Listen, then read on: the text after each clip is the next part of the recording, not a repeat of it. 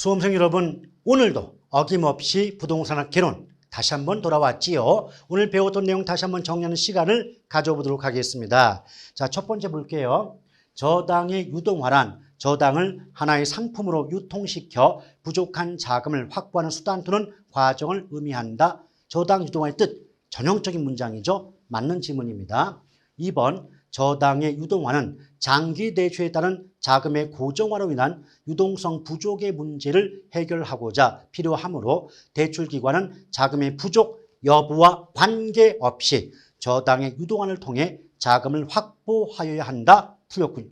여러분, 일단은 우리 부동산 금융은 일반 금융에 비해서 장기 대출의 조건이 특징입니다. 그럼 대출 기간이 길게 되면 대출 기관, 대출자, 은행 입장에선 한 번 목돈을 빌려주게 되면 빌려준 목돈을 회수할 때까지 오랜 시간이 걸리게 되고, 이런 현상이 반복되다 보면 목돈이 묶여서 오랜 기간 동안 움직이지 않는 고정화 현상이 발생할 수밖에 없죠. 그 결과 나중에 가면 대출기관, 은행 입장에서 대출에 필요한 자금, 빌려줄 돈이 부족해지는데 이걸 유동성 부족의 문제라고 말하고 있습니다. 따라서 대출기관은 자금의 부족 여부와 관계없다. 그게 아니죠. 대출기관 입장에서 자금의 여유가 있다. 충분한 자금을 확보하고 있다면 굳이 저당을 팔아서 부족한 자금을 확보할 필요가 없게 되는 것이죠. 반면에 자금이 부족하다면 2차 저당 시장에 저당을 매각하여 부족한 자금을 확보해야 된다. 구분하셔야 됩니다. 틀렸고요. 3번. 자, 이체증권, MPTS죠. 지분형 MBS고요.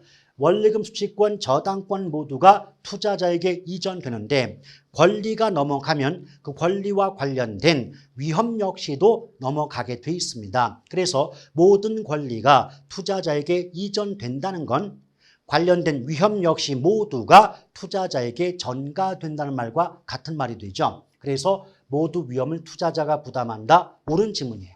4번, 지분채권 혼합형 MBS. 자, MPTV 저당 직불 채권과 CMO 다계층 증권은 둘 다 혼합형 MBS입니다. 즉, MPTS의 성격과 MBB의 성질을 함께 가지고 있다고 볼 수가 있는데, MPTV는 현금 흐름의 수취권, 즉 원리금 수취권은 투자자에게 넘어가고 저당권은 발행기관이 가지고 있기 때문에 조기 상환 위험은 투자자가 부담한다는 말 맞죠?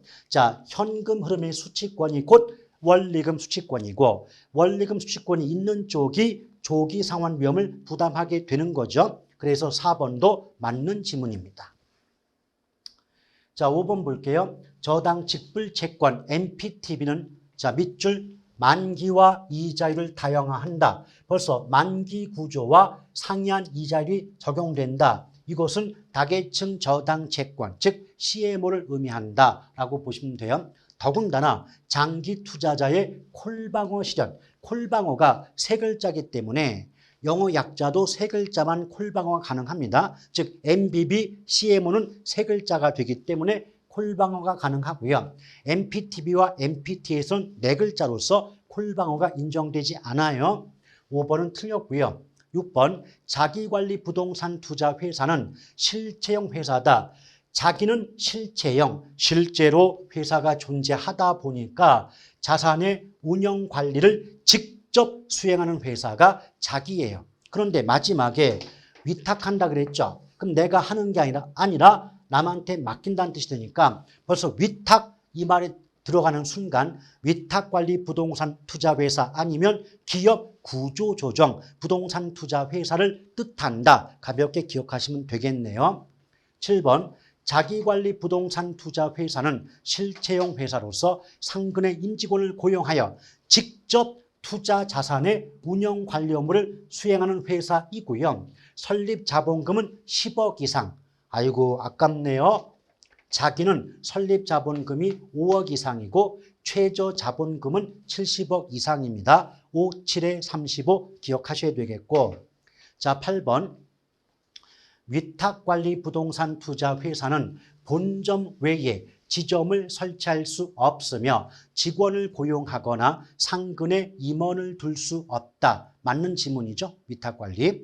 자, 9번 프로젝트 파이낸싱은 부동산 등의 물적 담보나 차입자의 신용이 담보가 아닌 프로젝트로부터, 즉 개발사업으로부터 예상되는 현금 흐름. 이때 현금 흐름은 다른 말로 수익성이에요. 예상 수익성과 프로젝트, 즉 개발사업 자체의 자산을 담보로 필요한 자금을 융통하는, 조달하는 금융수단이다. 옳은 지문에 해당이 되겠습니다. 자, 10번 볼게요. 금융기관이 부동산 개발 사업에 대한 자금을 프로젝트 금융 방식으로 대출할 경우 대출자로서 금융기관이 가질 수 있는 장점은 부의 금융 효과. 틀렸군요. 제가 분명히 강조를 드렸죠. 부의 금융 효과는 사업주 입장에서의 장점이지 대출기관 입장이 아니다. 강조를 드린 바가 있지 않습니까? 틀렸군요. 자, 이렇게 해서 이번 주에 배웠던 내용을 가볍게 정리하는 시간을 가져보았습니다. 다음 주에는 보다 활기차고 보다 좋은 모습으로 다시 뵙도록 하겠습니다. 대단히 수고하셨습니다. 고맙습니다.